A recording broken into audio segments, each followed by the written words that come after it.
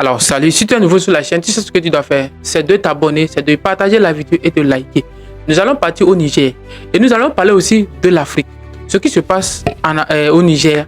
Le Niger a décidé de demander aux entreprises étrangères, aux entreprises, comment on appelle ça, les multinationales qui sont au Niger, notamment WAPCO, qui est dans la raffinerie. C'est une entreprise, une multinationale chinoise qui opère dans l'hydrocarbure au Niger. C'est-à-dire que le Niger possède l'une des plus grandes réserves de pétrole au monde et d'eau douce au monde. Et donc, ils sont là dans la prospection et dans tout. Et qu'est-ce qui se passe? Vous savez, dans la loi nigérienne, quand vous installez, et dans la plupart des pays africains ou bien à travers le monde, lorsque vous installez une entreprise sur place, il y a un certain cadre de règlement que vous êtes obligé de respecter. Ça dit que quoi? Vous êtes obligé de respecter un certain nombre de lois et de règlements. Les emplois. C'est-à-dire, il y a un certain nombre d'emplois, de quantité d'emplois que vous êtes obligé d'obéir. C'est-à-dire, employer les locaux et le reste, la petite partie, peut-être la hiérarchie à la tête de cette entreprise peut être les expatriés, peut-être les propriétaires. Que je peux dire. Et donc, le Niger a décidé de dire à toutes les entreprises, à toutes les multinationales qui sont au Niger de faire quoi? De s'exécuter dans quelques mois ou bien dans quelques années, de remplacer tous ces employés par des Nigériens. Vous savez comment les Chinois, les Indiens se font et les Libanais. Quand ils arrivent en Afrique, leur problème, c'est de s'installer. Et quand ils s'installent, c'est quoi?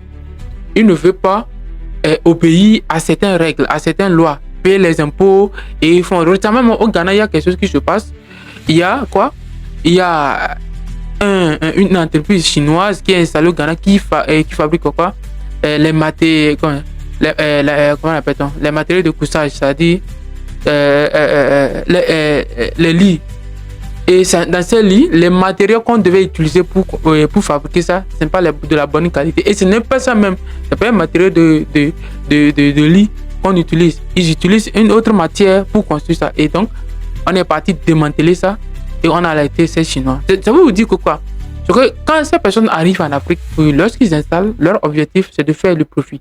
Et comme les Africains ne veulent pas écouter et ils pensent que entreprendre, faire venir les entreprises étrangères, ça sera le développement, ça sera la voie. La Chine n'a pas fait ça.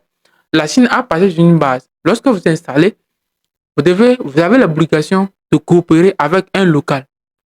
Vous n'allez pas venir installer en Chine et vous allez détenir 100% votre entreprise. C'est ce qui se passe en Afrique. Et c'est pour cela qu'ils décident d'employer qui?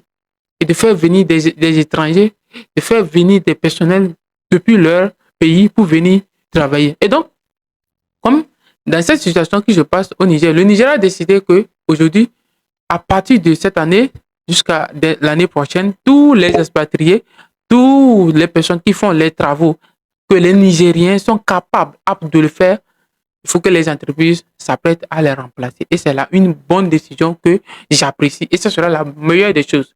Et de l'autre côté, moi, ce qui me fait problématique, on va aller au niveau des Africains. Il faudra faire comprendre aussi, les Africains ont un problème. Nous, les Africains, nous avons un problème. Et notre problème, c'est quoi? Nous sommes perpétués, nous sommes dans une situation de corruption qui ne dit pas son nom. Vous n'allez jamais employer un Africain et, en fin de compte, il ne va jamais vous dérober de l'argent. Et ça se passe dans les petites boutiques, dans les magasins, dans les supermarchés. Les gens sont là à faire sortir des sommes. Mais récemment, il y a des banques même qui ont été volées par leurs propres employés. Vous avez compris ça?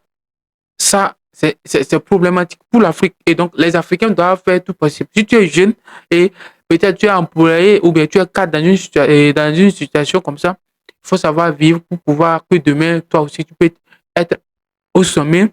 Il faut savoir bien diriger et bien entretenir avec tes patrons pour pouvoir arriver au niveau où eux ils sont aujourd'hui. Parce que nous sommes capables et nous serons les relais de demain de toutes ces entreprises qui exécutent en Afrique et qui travaillent.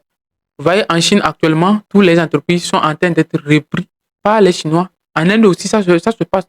Et donc, arrivé à un moment donné, ce seront les Africains qui vont diriger. Parce qu'on ne va pas privilégier les étrangers plus que les Africains. Donc, abonne-toi et surtout, partage la vidéo pour que beaucoup de personnes puissent venir dans mes vidéos